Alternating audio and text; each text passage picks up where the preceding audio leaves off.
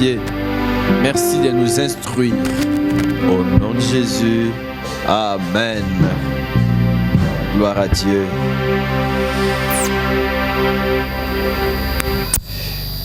Je bénis le Seigneur pour la grâce qu'il nous donne de nous retrouver dans sa maison ce matin.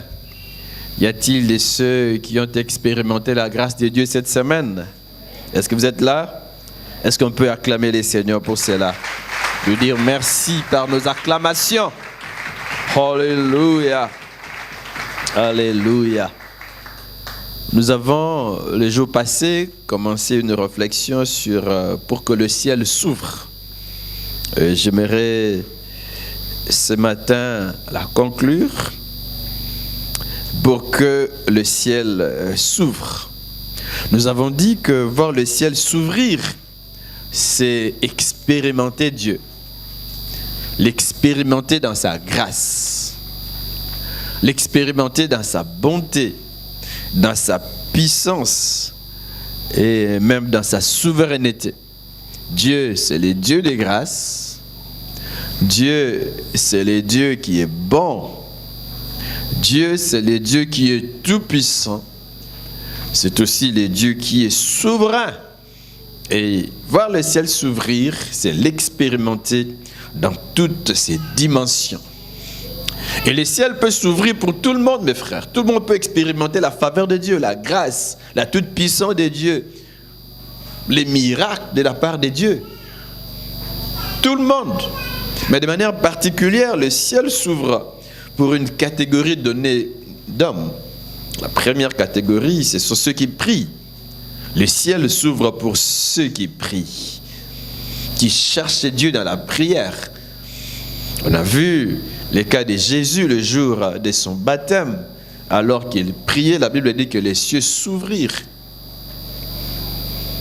Les cieux s'ouvrirent. De manière littérale. Littérale. Le ciel s'ouvre. Et dans Acte 4, on voit les apôtres en train de prier. La Bible dit que les lieux où ils étaient trembla. La puissance de Dieu s'est manifestée. Et ils furent tous remplis du Saint-Esprit. Les lieux où ils étaient trembla. Dans Acte 12, on voit l'église qui est en prière alors que, n'est-ce pas, Pierre et Jacques sont arrêtés. Jacques est décapité, n'est-ce pas? Mais Pierre reste en prison et l'église est en prière. Mes frères, la prière produit une grande puissance. L'église est en prière et Dieu qui intervient. Le ciel qui s'ouvre. Dieu envoie un ange qui vient en prison pour ouvrir toutes les portes. L'ange qui passe tous les 4 postes de garde et les chaînes dans les pieds de Pierre tombent. Et Pierre qui sort de la prison. Il dit, mais je ne comprends pas comment. Mais c'est l'ange qui a sorti Pierre de la prison grâce à la prière de l'église. Est-ce que vous êtes avec moi? La prière ouvre le ciel. Ouvre le ciel. On voit plusieurs autres cas, Paul et Silas qui louent le Seigneur. Et Dieu intervient. Les portes de prison qui s'ouvrent encore. Magnifique, mes frères. Magnifique. Et la Bible dit, vous ne possédez pas parce que vous ne demandez pas. Vous voyez? La prière ouvre le ciel. En tout cas, nous étions beaucoup étendus là-dessus. Le ciel ne s'ouvre pas seulement pour ceux qui prient. Le ciel s'ouvre aussi pour ceux qui ont un cœur repentant. C'est vrai, on doit prier. Prier avec un cœur pur. Et le ciel s'ouvre pour ceux qui ont un cœur repentant. Isaïe dit non, la main de l'Éternel n'est pas trop courte pour sauver, ni son oreille trop dure pour entendre. Mais l'obstacle vient d'où? Isaïe dit, ce sont vos péchés qui vous cachent sa face et l'empêchent de vous écouter. Un cœur repentant, c'est un cœur qui reconnaît ses fautes, qui reconnaît ses forfaits et qui revient vers Dieu pour obtenir pardon et réparation. Important, parce qu'il peut nous arriver de ne même pas reconnaître que nous sommes loin de Dieu. Il peut nous arriver de nous éloigner promptement de Dieu. J'ai pris que Dieu nous donne un cœur repentant, un cœur qui revient sans cesse vers Dieu, qui reconnaît ses fautes, qui reconnaît ses torts. On peut gêner pendant 30 jours, 40 jours, pendant 100 jours. Mais si on n'a pas un cœur repentant, eh bien le ciel restera fermé. On peut vivre loin de Dieu, on est dans l'église, on se dit chrétien, on se dit serviteur, mais on vit loin de Dieu. On peut crier comme on veut, le ciel restera fermé. Que Dieu nous donne ces cœurs repentants. J'aime la prière de David qui dit, Seigneur, fais quoi? Sonde mon cœur, éprouve-moi, sonde mon cœur. Mes frères, nous en avons besoin. Nous avons besoin que Dieu sonde nos cœurs parce que parfois nous pouvons nous éloigner de Dieu sans nous en rendre compte. Mais que Dieu nous éclaire. Il dit, voici Jésus sur la bonne voie. Vois, Seigneur, et conduis-moi sur le chemin de l'éternité. Que Dieu nous sonde, que nous révèle nos forfaits. Là où déjà nous étions tombés sans nous en rendre compte. Le ciel s'ouvre pour ceux qui prient, pour ceux qui ont un cœur repentant, mais aussi pour ceux qui travaillent. Pour ceux qui travaillent. Dieu, la Bible n'encourage pas la paresse, mais le travail. Nous devons travailler. Nous nous étions étendus là-dessus. Le travail, le travail. Dieu promet de bénir notre paresse, c'est ça? Qu'est-ce qu'il promet de bénir? Notre activité. Il promet de bénir l'œuvre de nos mains. Je bénirai l'œuvre de tes mains, de tes mains. Le travail est une bénédiction, mais aussi une source de bénédiction. Une source. Apprenons à travailler. Apprenons à nous battre. Pendant les déserts, le peuple est nourri par la manne. Dieu qui produit les miracles pour que le peuple boive, pour que le peuple mange. Mais lorsque le peuple entre en Canaan, la Bible dit que la manne, c'est ça. La manne a cessé, mes frères, a cessé, puisqu'il doit travailler. Et Dieu va maintenant promettre sa bénédiction. Il dit, j'enverrai la pluie. Il dit, marchez avec moi. Continuez à m'aimer. Moi, j'enverrai la pluie. La pluie en son temps, pour bénir le travail de votre main, pour bénir vos champs. Je donnerai de la nourriture à vos bœufs. Je bénirai. Vous voyez, mes frères, Dieu bénit l'œuvre de nos mains. L'œuvre de nos mains. C'est vrai qu'il peut nous toucher de manière miraculeuse pour mettre entre nos mains de l'argent, pour mettre dans nos bouches de quoi manger. Mais Dieu passe aussi souvent par notre activité. Même si elle est petite. Une activité confiée entre les mains de Dieu, mes frères, est bénie. Vous êtes avec moi? Apprenons à travailler. Travailler. Mais pour ceux qui étudient, pour ceux qui sont à l'école, à l'université, il faut se battre, il faut travailler. Je serai la tête et non la queue. Ce ne sont pas ceux qui croisent les bras qui sont la tête, non. Ce ne sont pas des paresseux qui sont la tête, non. Si vous voulez que cette parole s'accomplisse dans votre vie, vous, élèves, étudiants, vous, travailleurs, n'est-ce pas, apprenez à travailler et vous serrez toujours la tête. Vous êtes avec moi? Le ciel, en tout cas, s'ouvre pour plusieurs personnes, mais aujourd'hui, j'aimerais mettre l'accent sur un fait, que le ciel s'ouvre pour ceux qui donnent. Si vous pouvez dire à votre voisin, le ciel s'ouvre pour ceux qui donnent. En tout cas, plusieurs dimanches, lors de plusieurs interventions, nous avons parlé sur le fait de donner. Le fait de donner. Mais aujourd'hui, je reviens sur le fait de donner en soulignant que Dieu bénit ceux qui donnent. Vous voulez voir le ciel s'ouvrir dans votre vie? Vous voulez expérimenter la grâce de Dieu? La puissance de Dieu, sa bonté dans votre vie, dans vos activités, dans votre famille, dans la vie de vos enfants? Apprenez à donner. Apprenez à donner.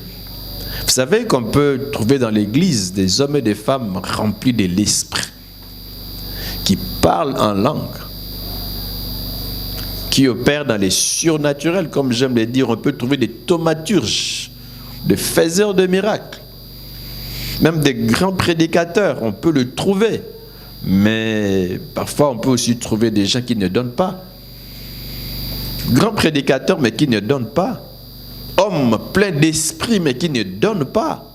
Son cœur n'est pas encore, en guillemets, circoncis, dans le sens de donner. Il ne possède pas le cœur de Dieu. Nous avons enseigné ici que Dieu, au fait, donner, c'est posséder le cœur de Dieu.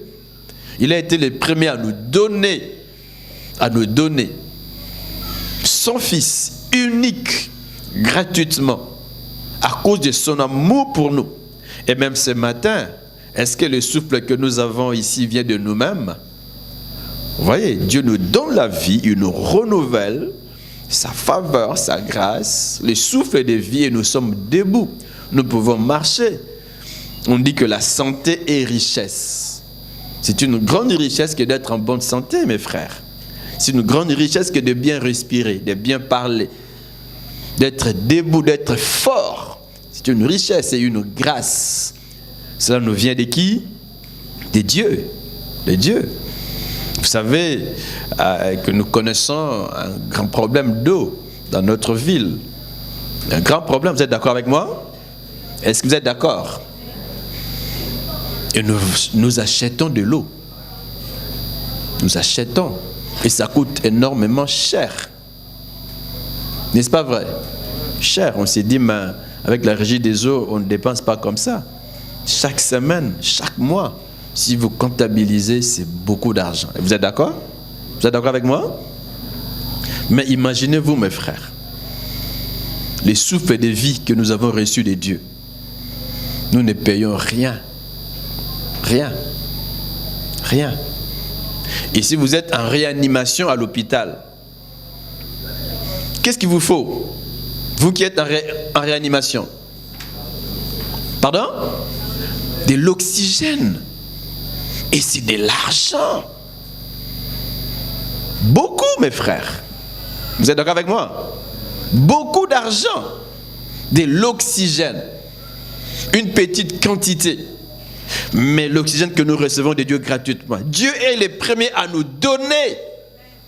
À nous donner sans réserve. Et donner, c'est posséder donc le cœur de Dieu. Dieu qui donne.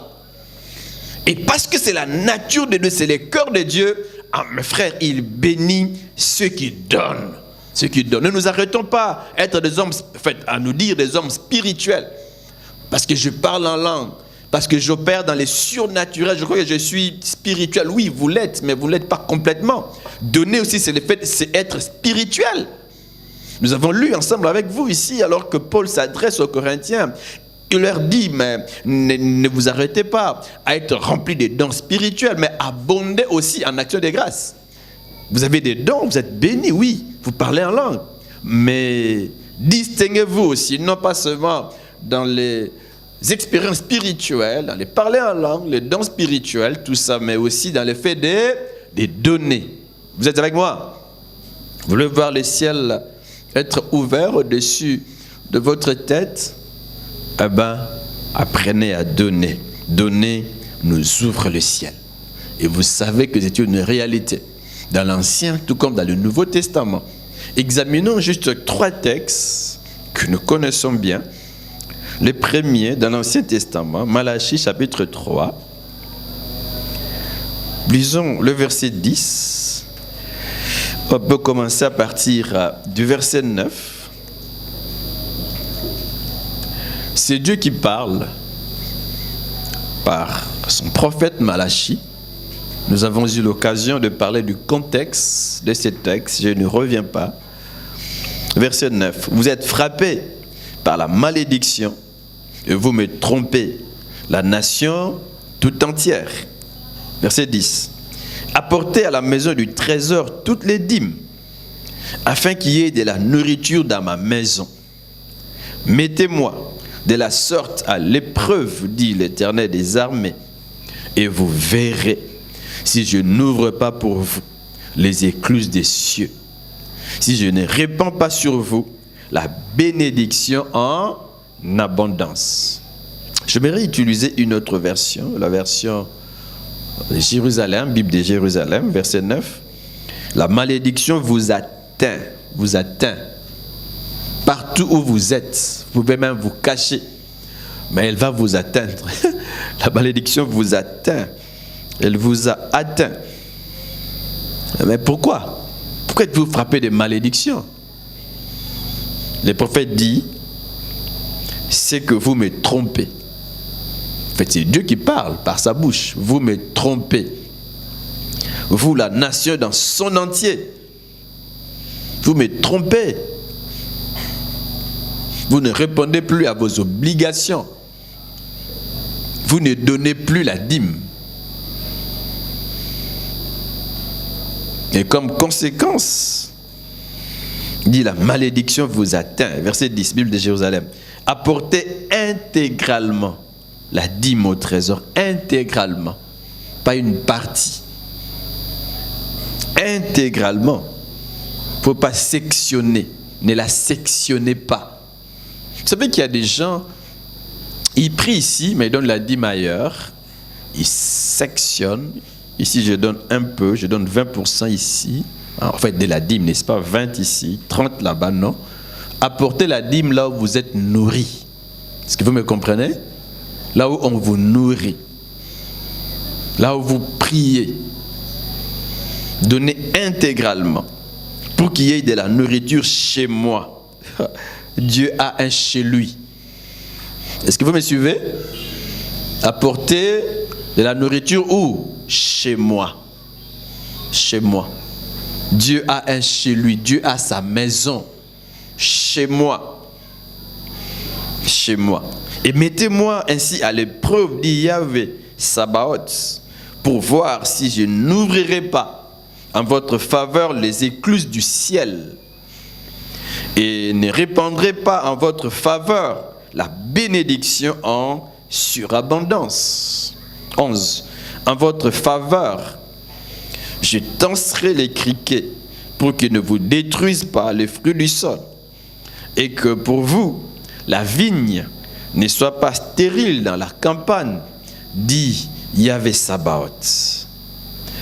12. Toutes les nations vous déclareront heureux, car vous serez une terre de délices, dit Yahvé Sabaoth. Amen. Chez moi, dans la maison du trésor. Au fait, on le sait qu'il y avait dans la maison de Dieu des chambres où on apportait fidèlement les offrandes. Pas seulement les offrandes, mais aussi la dîme et les choses saintes. On appelait cela des salles de réserve. Ici, on dit maison du trésor. Des salles de réserve. Et ce qu'on y apportait permettait aux sacrificateurs d'avoir de quoi manger. Ce qu'on y apportait permettait aussi d'aider les pauvres, les veuves. Et au temps de Malachie, le peuple avait complètement négligé de donner comme autrefois. Il néglige de donner et Dieu dit, vous me trompez. Les sacrificateurs et les lévites ne recevaient plus le soutien matériel exigé par la loi. Et même le soin aux nécessiteux, aux veuves faisaient défaut. Et comme conséquence, je l'ai dit, le verset 9 soutient, vous êtes frappés par la malédiction. La malédiction. Vous voyez que nous pouvons nous-mêmes nous ouvrir la porte à la malédiction. Nous-mêmes. Nous ouvrons la porte à la pauvreté. Nous-mêmes. Aux difficultés de tout genre. Parce que nous ne donnons pas. Lorsque nous ne donnons pas, ou lorsque nous donnons peu, nous pouvons nous ouvrir. Nous pouvons ouvrir toutes ces portes. Est-ce que vous me suivez? Est-ce que vous me suivez? Nous pouvons ouvrir la porte aux difficultés, aux épreuves de tout genre, comme on dit, à la sécheresse. À la sécheresse. On ne donne pas, ou on donne peu, ou on se lasse. J'ai assez donné. J'ai assez donné. Mais souvent, nous nous ouvrons Nous ouvrons la porte à ces choses, aux difficultés. Le peuple d'Israël souffrait de la malédiction. Les champs ne donnaient plus. Il y avait des criquets qui venaient ravager les champs. Vous savez que l'ennemi du champ, l'ennemi de ce que nous sèmons, ce sont les insectes. Ce sont des criquets qui viennent tout dévorer. Vous plantez les maïs, ils viennent tout manger. Tout. Et vous n'avez rien. Dieu dit, mais c'est moi qui permettais cela pour vous donner la leçon. Tout cela vous arrive parce que vous me trompez. Vous ne faites plus, n'est-ce pas, ce que la loi vous exige. Vous ne faites plus. Mais changez d'attitude. Il dit au verset 10, apportez à la maison du trésor, apportez chez moi toutes les dîmes, toutes, afin qu'il y ait de la nourriture dans ma maison. Dans ma maison. La Bible de Jérusalem, je reprends, dit apporter intégralement, pas une partie. On a défini nos mouké. Non, on a katina nos mois mingi. Ça veut dire que parfois, on peut avoir la facilité de donner 1000 francs, 500 francs, peut-être 10 dollars, ou même à la rigueur 50 dollars. Mais quand c'est 100 dollars, quand c'est 200, quand c'est 1000, quand c'est 2000, quand c'est 5000, quand c'est 10 000, on dit mais c'est trop. Je vais sectionner. La Bible dit apporter intégralement. Est-ce que vous me suivez? Intégralement. Intégralement. Et Dieu ajoute quelques autres paroles. Il dit mettez-moi de la sorte à l'épreuve. Dieu dit mettez-moi à l'épreuve. Ce n'est pas un homme qui l'a dit. Il dit parfois vous ne me croyez pas, mais essayez. Essayez, vous verrez. Vous ne croyez pas? Il dit essayez. Mettez-moi de la sorte à l'épreuve. Mettez-moi. Et si vous le faites, Dieu promet dit l'ail.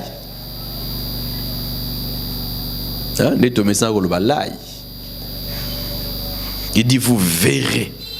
Il dit je vous assure que vous verrez si je n'ouvre pas pour vous quoi? Les écluses des cieux. Si je n'ouvre pas pour vous les fenêtres du ciel, mes frères, il y a des fenêtres au ciel. Des fenêtres. Tu dis des fenêtres vont s'ouvrir. Les écluses des cieux vont s'ouvrir. Donnez et vous verrez que le ciel va s'ouvrir. Oui, mes frères, le ciel s'ouvre pour ceux qui donnent. Et Dieu s'engage à ouvrir les cieux. Donnez nous ouvre les écluses des cieux. Donnez nous ouvre les fenêtres du ciel. Il dit vous verrez. Vous verrez. Si je ne répands pas sur vous la bénédiction en abondance. En abondance. Pas une petite bénédiction. Une bénédiction abondante. C'est là où j'ai dit que nous devons apprendre à nous attendre à de grandes choses de la part de Dieu. À nous attendre à une bénédiction surabondante de la part de Dieu. Tous les jours de nos vies. Attendre. Parce que Dieu peut bénir. Dieu peut me donner au-delà de mes attentes. Il dit, je déverserai pour vous la bénédiction au-delà de toute mesure. Au-delà. Nzamba pambolaka. Nzamba fongolaka bikuke. Nzamba esara mutu munene. Il dit au-delà de toute mesure. Au-delà. On ne peut même pas mesurer. Vous voyez que donner nous attire une surabondante bénédiction. Dieu bénit et il bénit au-delà de toute mesure. Amen. Il dit donner, je bénirai. Mais Dieu ne s'arrête pas au niveau de bénir. Il dit je bénirai. Mais il y a une autre forme. La bénédiction n'est pas seulement la multiplication, n'est pas seulement en termes d'argent ou des récoltes. Au verset 11, il dit pour vous, je menacerai celui qui dévore. Il ne vous détruira pas les fruits de la terre. Non. Et la vigne ne sera pas stérile dans vos campagnes. Les criquets qui viennent dévorer la sémence ne viendront pas. La maladie qui vient frapper, vous savez qu'il y a des gens comme ça, dès qu'ils touchent de l'argent, ça part. La maladie vient, des problèmes, des accidents arrivent. Vous n'avez jamais vu cela? Il reste main vide. Plus rien. Comme s'il n'a pas de travail, comme s'il n'a pas gagné de l'argent. J'ai gagné même beaucoup, mais je n'ai rien. Je n'ai rien. Je n'ai rien. Parce parfois il y a des dévoreurs, des maladies qui viennent, des accidents, des différentes difficultés qui arrivent et qui emportent tout. Tout. Le compte en banque reste vide. Mais Dieu dit, ça sera différent. Pour vous, ça sera différent lorsque vous donnerez, lorsque vous vous conformerez à la loi, lorsqu'il y aura de la nourriture dans ma maison, lorsque vous donnerez, ça sera différent. Moi-même, je m'occuperai de celui qui dévore. Je viendrai moi-même. Je vous protégerai. Je protégerai votre vie. Je protégerai vos champs. Vos avoirs, je le protégerai. Dieu protège. Parce qu'on peut trouver des gens contre nous. Parce que je monte. Parce que je commence à gagner un peu plus. Eh bien, je peux avoir autour de moi des ennemis. Autour de moi au travail, en famille. Les gens peuvent se lever contre moi. Pour me détruire, mes frères, il y a des gens qui se plaisent à voir les autres tomber. Et c'est mauvais. Mais Dieu dit, peu importe. On peut se liguer contre vous pour vous faire du mal, pour vous ôter la vie. Moi, j'interviendrai. Moi.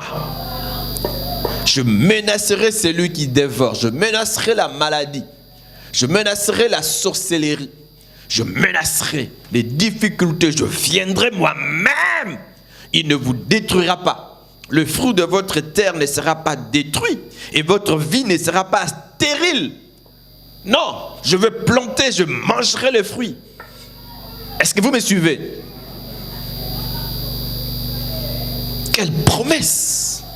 Le ciel s'ouvre, mes frères, pour ceux qui donnent et pour ceux qui sont fidèles dans les faits des données. Il dit, j'empêcherai les insectes de détruire vos récoltes et de rendre vos vignes improductives. Je vous le promets, je vous le promets. Mes frères, Dieu ouvre des portes. Si au début la porte peut s'ouvrir, juste une petite porte qui s'ouvre, mais nous pouvons toujours nous attendre à voir des grandes portes s'ouvrir devant nous. Des grandes portes. Dieu ouvre des portes pour ceux qui donnent. Nous pouvons crier, mais si nous ne donnons pas, nous pouvons nous-mêmes nous fermer des portes. Des portes. Est-ce que vous me suivez? Nous pouvons nous-mêmes nous fermer des portes. Voilà, mes frères, un peu ce que Dieu dit à son peuple par la bouche de Malachie, dans un contexte particulier, un texte intéressant aussi. Au verset 38, la Bible dit, donnez et il vous sera donné et il vous sera donné.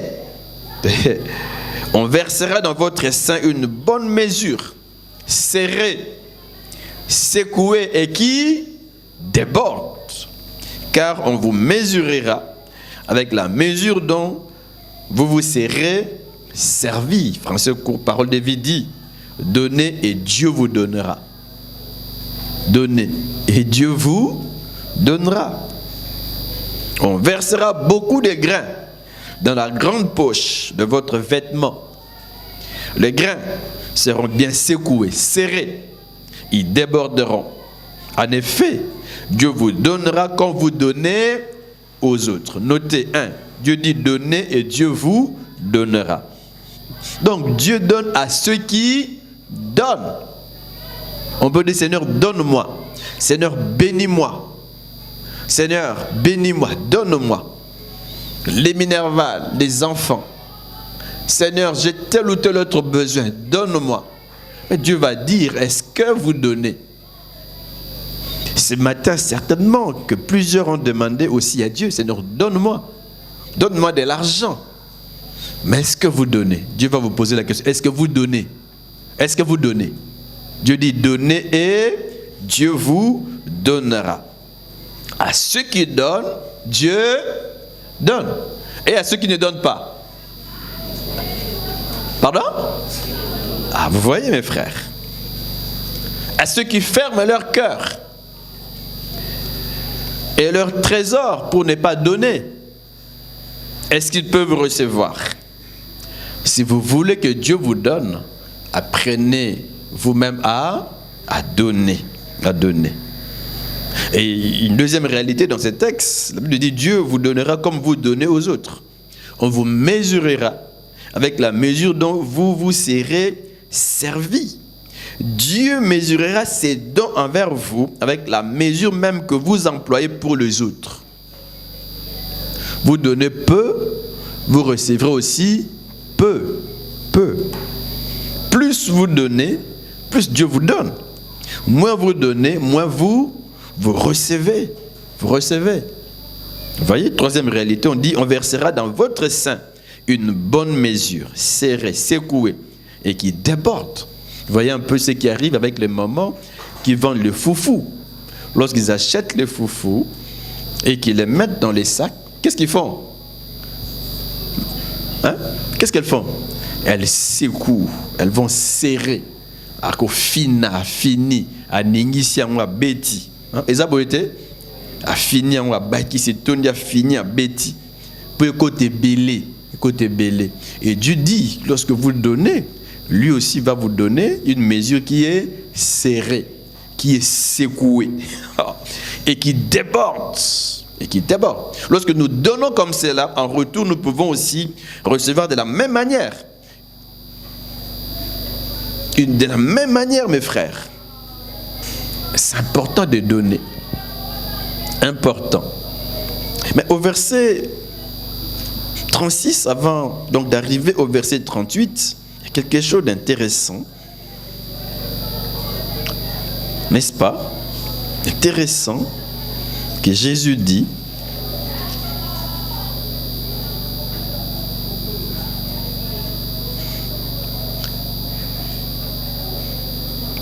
Luc 6, c'est ça, n'est-ce pas?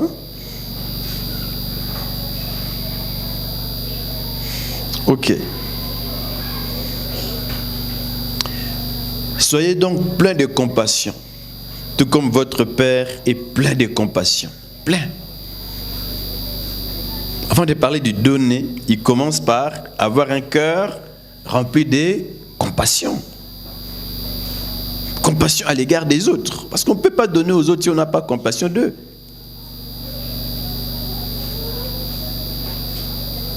Donner, mes frères, nous ouvre les écluses des cieux. Vous voulez que Dieu vous donne? Qu'est-ce qu'il faut faire? Il faut donner, donner, donner. Un troisième texte, 2 Corinthiens 9, 8. Connaissons bien ce texte. Ici, c'est Paul qui parle. Mais avant de lire le verset 8, sa pensée commence un peu plus haut, au verset 6, 2 Corinthiens 9, au verset 6, c'est Paul qui parle. Il dit, sachez-le, celui qui sème peu va moissonner beaucoup. C'est ça? Celui qui sème peu moissonnera peu. Peu. Et celui qui sème abondamment moissonnera abondamment. Donc il compare un peu le fait de donner au fait de s'aimer. S'aimer. Qui donne, sème, en tout cas selon cette pensée. C'est comme s'il était en train de s'aimer. S'aimer, si vous voulez une grande récolte, il faut s'aimer beaucoup. Une grande récolte, il faut s'aimer beaucoup. Sur une très grande étendue. Ah oui, une façon de dire, si vous donnez peu, vous recevrez peu. Au fait, il encourage aux chrétiens à beaucoup donner. À beaucoup donner. À beaucoup donner. Beaucoup. Il dit que chacun donne comme il a décidé dans son cœur, sans regret ni contrainte, car Dieu aime celui qui donne avec joie. Ici, il montre comment.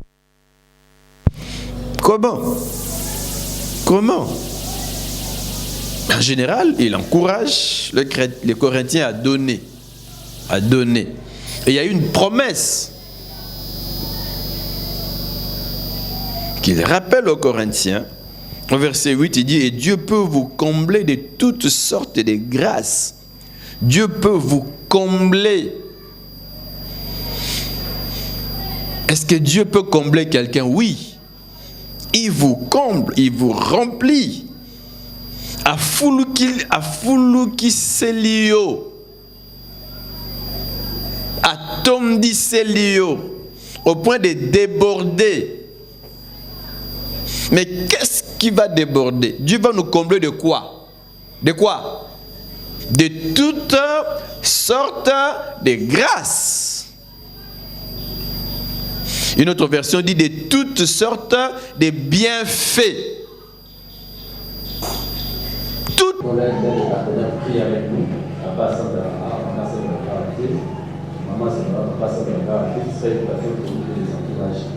sortes. Être debout, être en bonne santé est une grâce, n'est-ce pas? Donc Dieu peut me garder en bonne santé. Dieu peut me donner du travail. Dieu peut me donner des enfants. Dieu peut ouvrir des portes à mes enfants. Dieu peut élever mes enfants. Dieu peut chasser la maladie de ma vie, de ma famille. Dieu peut me garder de toutes sortes d'accidents. On dit toutes sortes de grâces. Toutes sortes. Toutes sortes de bienfaits. Donc Dieu est prêt à nous bénir au-delà de toute mesure. Dieu est prêt à nous combler de grâces et de bienfaits. Mais la porte, c'est quoi la porte? C'est quoi la porte? Donner. On pense que lorsqu'on donne, on s'appauvrit. Non, mes frères. C'est vrai, lorsque je donne, je n'ai rien entre mes mains. Mais je ne m'appauvris pas. Je ne m'appauvris pas. Toutes sortes de bienfaits. Au fait, je me attirer notre attention. Si je ne donne pas pour qu'en retour Dieu me donne, non. Je l'ai dit, ce n'est pas les ezali kelembate, eza bindo te na pesi ponzamba pesa. Bobaki bindo nani ni susu. Na pesi pour pesa, non. Alors na pesi maintenant je suis en train d'attendre, Seigneur, non. Je donne par amour pour Dieu. Et je donne par obéissance. Le reste, c'est le problème de Dieu. Il dit, vous verrez. Ça, c'est Dieu qui s'engage à bénir, à soutenir. Parfois, nous restons pauvres, malheureux, malades parce que nous ne donnons pas. Et l'on pense que pour donner, il faut en avoir beaucoup. Non. Donner, c'est une culture. Donner, c'est le cœur qui donne. Peu importe, je ne regrette pas à ce qui me reste. Je regarde à ce que je dois faire pour Dieu parce que je l'aime, je donne. Je donne. Parce que j'aime, je donne, je soutiens. Parce que j'ai un cœur compatissant, je soutiens les malheureux. Les pauvres, je soutiens l'œuvre de Dieu, je donne. Je donne. Je reprends ce que j'ai dit. Beaucoup dans l'église aiment prier, aiment parler en langue. Ils se disent des hommes spirituels, des faiseurs de miracles, remplis de dons spirituels, mais ne donnent pas. Ça, c'est un problème. Un problème. D'ailleurs, c'est la preuve qu'on n'est pas spirituel. On n'est pas équilibré. Un homme spirituel est équilibré. Il donne. Seigneur, donne-moi. Seigneur, donne-moi. Pesangaï, pesangaï, pesangaï. Mais yo pesara. Donner, mes frères, nous ouvre les éclus des cieux. Est-ce que vous êtes d'accord avec moi? Paul dit, et Dieu peut vous combler. Peut vous combler de toutes sortes de grâces, de toutes sortes de bienfaits. Nous devons cultiver cela. Le fait de donner, le fait d'aider, le fait de soutenir. Dans un endroit mouké, tu es belé, tu as besoin de sungi. Dans ma famille, il y a des gens comme ça qui sont bien positionnés dans leur famille, mais qui n'aident personne, même pas leurs parents, même pas leurs frères ou sœurs, jamais.